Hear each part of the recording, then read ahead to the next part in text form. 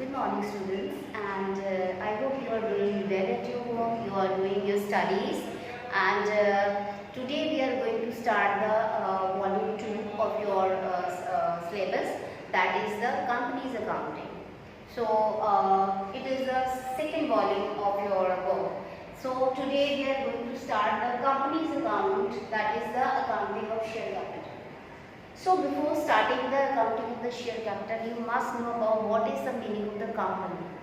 So company is a kind of, you can say it is an entity, it has a separate legal entity and which is incorporated by the people, the members of it. So who has actually incorporated the company are called the shareholder, or you can say the members.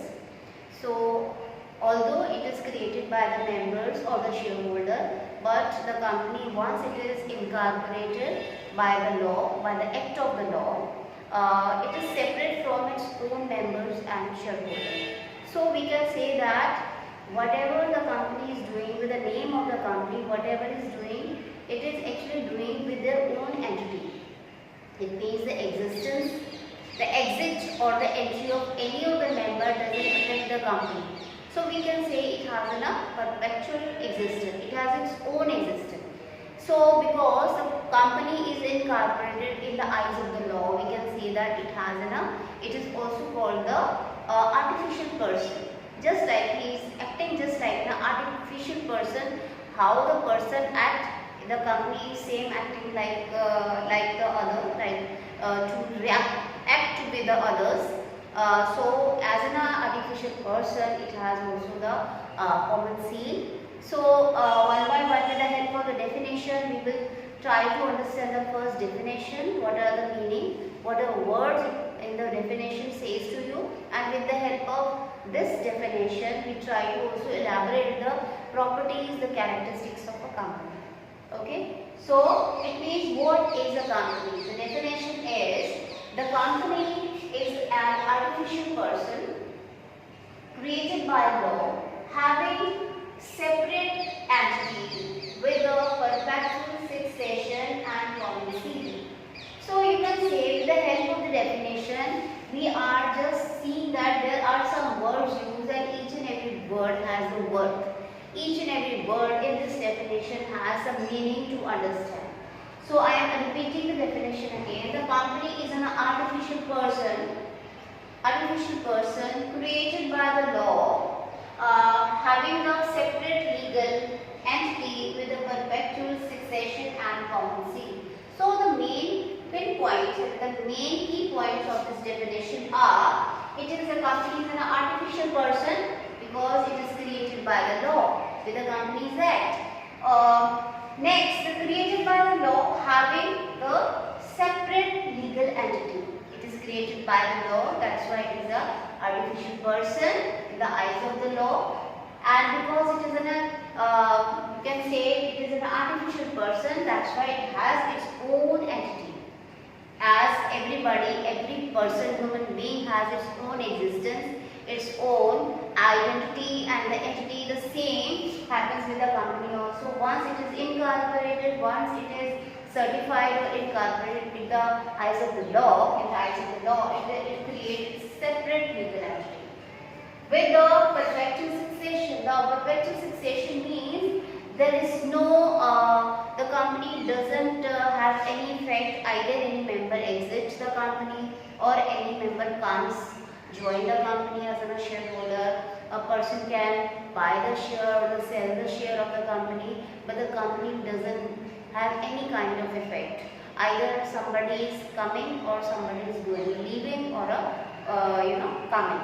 So it means there is the company doesn't have an effect of any exit or the entry of the member or shareholder. That's why it is a perpetual succession and a common seal. Just like the human person who is actually, when something, there is a document, the person has to sign this document because the company is an artificial person. So that's why it has also some sign. So because of that, just to cater the signature, the company has to also create their common seal.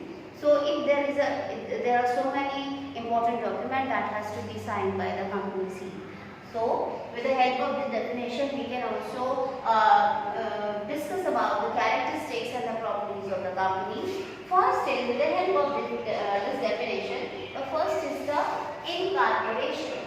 So what is incorporation? It means a artificial person created by law. Incorporation means once the company is registered with their name in the registered office of the any of the government, any of the act of the law, Companies Act of the law, it is created as an artificial person. So it means incorporation means it is just creating a birth of a new company, okay, with the name of a company. When it is registered in the registered office of any of the according to any of the Companies Act, it is called the artificial person and it is called the incorporation of the company. Second is the separate legal entity. Once the company is incorporated, it has a separate legal entity. Once the company becomes the artificial person, it means it has their own existence. With their own existence, the company can do any kind of a business. So that's why we can say that it's separate from its shareholder. So separate legal entity means although the company is created by the members or a shareholder, even then it is separate from their shareholder and a member. Although they have created the company, even then once the company has its own name, its own entity as an artificial person, so it has a separate, it is separate from its member or the shareholder. Next is the artificial person. As we have just understand the meaning of artificial person, so it can be own property, enter into the contract, conduct business, sue or to be sued. So artificial person. Now after the incorporation of the company, after it is through the Companies Act, when it is created, after that it can act just like a common person. How the common person deals with the business, the company can also deal with that way. So he can, the company can also create its own property with the name of the company. The property can also be purchased. Enter into the contract. The company can also enter into any of the contract. Conduct the business. The company can also conduct its own business. Just like the common person is doing the business, the company can also do the business in the same way. Sue and to be sued. The company can also be sued, and also the company can be sued and also sued from the other side. Next is the perpetual existence. The perpetual existence means that is its existence is not affected by death or the bankruptcy of its member. So company doesn't have any effect either by the death of any of the shareholder or the member. The company doesn't have any effect either one of its shareholder become insolvent or a bankrupt. So because it has a common perpetual succession. Perpetual succession means its own entity and existence. So with their own entity and existence, it is a artificial person. The incoming, it means the exit or the entry of any of the person doesn't affect the company. So we can also say that its existence is not affected by the death or bankruptcy of its member. The life of the company comes to an end only by winding up through the process of law. But company can only be ended up with the help of the process of the law, with the process of the proper process of winding up of the company. Only then the company can be ended up. Next is the limited liability. So limited liability means what about the liability of the shareholder if they are having the shares in the company? What kind of the liability? How much the liability the shareholder having in the company or the member of that company having? So the limited, it has a limited liability. So liability is limited to value of the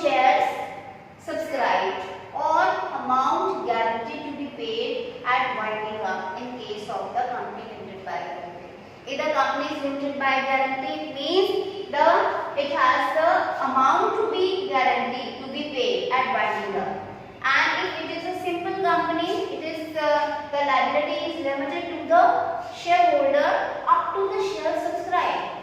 Mostly the joint stock companies are commonly the simple company which has the liability of the shareholder are limited. So it means how much limited the liability of the shareholder and a member, it is up to the share subscribed.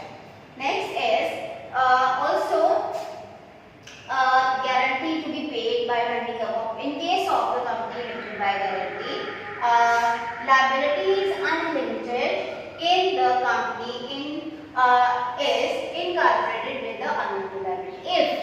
If the company is incorporated with the unlimited liability, only then the shareholder are unlimited liable for the company. Otherwise, in a common way, the company is the liability of the shareholder and the member of the company are limited up to the share subscribed by the shareholder. Next is the transferability of the shares.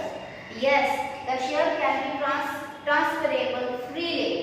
Okay, so the share can be transferable freely except in case of private limited company. Only in the private limited company, the share cannot be transferred easily.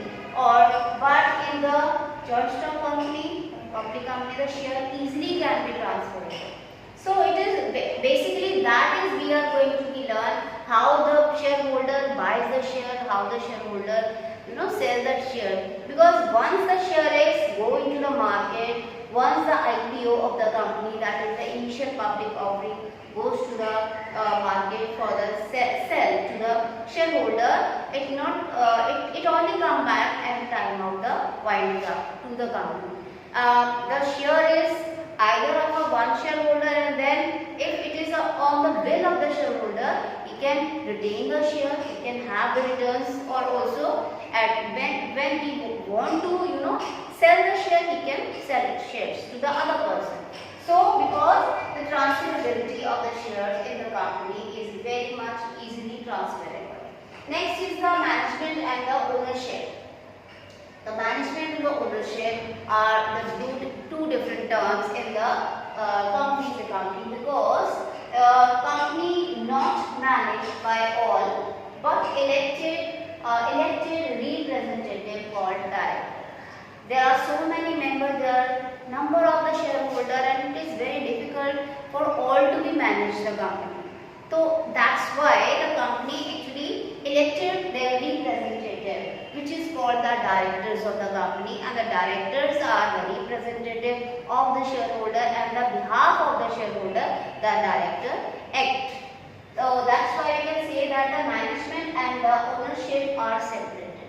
So the management is different and the ownership is different. Management is different because it is actually managed by the director. The ownership is different from the management because the shareholder are the actually owner of the company up to the share, up to the extent of the share subscribed by them. Next is the common seal. So common seal means where there is an important document that has to be signed, where there is a signature of is required, then the common seal of the company is very much required and used. So we can say the company has a common seal. It affixes all the important documents of the company. So this is all about what is the company, what are the characteristics of the company, and you have to study it very thoroughly, because with the help of this company accounting, you have some 2 or 3 topics regarding that. First is you have to also very much clear about how to make the company's balance sheet and the profit and loss statement, and after that you should also know about what is the process of the share capital, and with that you have also the topic of related to the debentures and debenture plus the redemption. So you should be very much clear about what is the company's account, how it is to be, how you will pass the entry, how you will make the company's account. So this is all for today, and in the next lecture we will study about what are the types and kinds of the company. So I am saying the good good luck to you all. Thank you.